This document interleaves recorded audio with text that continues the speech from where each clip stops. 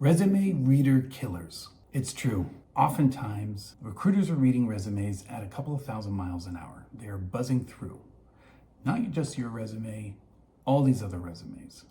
And the thing is that you don't want to have a resume that's going to throw some hurdles at them, make them feel like they've got two cinder blocks for legs and they're no longer flowing through what they wanted to read. Number one, long paragraphs. You will definitely get them to roll their eyes as soon as they see that because they're like, oh God, I got to read this. And that's what will happen. And maybe they won't even read it.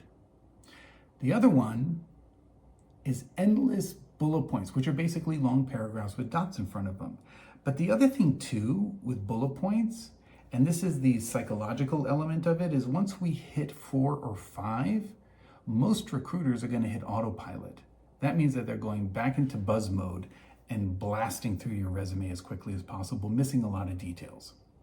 The other thing is that sometimes people mix responsibilities, achievements, responsibilities. It's all over the place and it's one big hot mess. And in fact, the achievements don't start off with the biggest one. It's just like maybe a medium-sized one, and then later on there's a bigger one, but maybe they missed it because it was already after 5 bullet points and they just buzzed through the rest of the resume. You want to take control of that. You want to spoon feed them. So if you have a bunch of responsibility and achievement bullet points, you want to separate those two, even give them a title. Responsibilities, achievements. No more than 4 or 5 bullet points for responsibilities. And when I'm talking about responsibilities, I don't need to know everything under the sun. I don't need to know if you're a franchise manager of a restaurant, burger joint, that you take the garbage out, open and close the door, and also do things like clean the tables, because that's not really management work. What I want to know is, are you dealing with vendors? Are you dealing with logistics? Are you dealing with hiring? Are you dealing with training? Are you dealing with other elements of the administration work, which may be making sure that the payroll is done accurately and also on time? Those are much more important than that, you're picking up fries off the floor. Now, in an interview, that might be really good because it shows like, hey, I'm willing to roll up my sleeves and do anything possible to make sure that we get that A rating so that no one is feeling like they're going to get sick in my restaurant. And the other thing in terms of achievements are the things that you've accomplished that are either moving the needle in terms of cost savings or making money.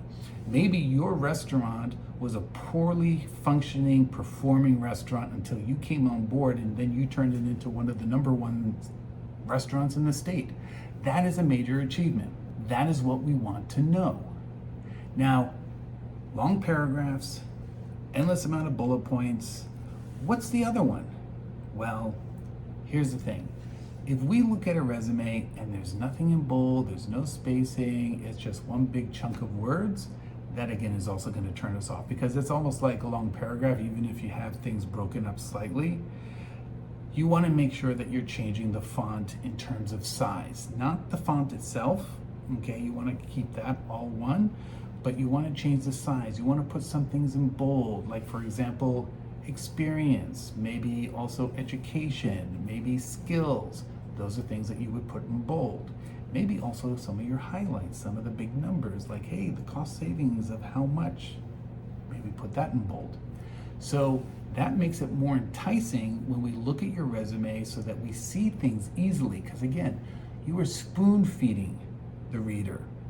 You don't want to have them get all choked up and not be able to read through your resume because it's like, this is such a bore, this is such a drag, this is so hard to read because it's so chunked. And that's another element, okay? Your resume is your trailer. It's not your movie. It's an introduction. It's not the book. You want the trailer to get people to come to the movie, the interview. You want to have them come to the interview, asking you to be in that interview. So don't throw everything, including the kitchen sink. Give the highlight reel. That's what your resume is, the enticement, that flirtation. Hey, don't you want to see more?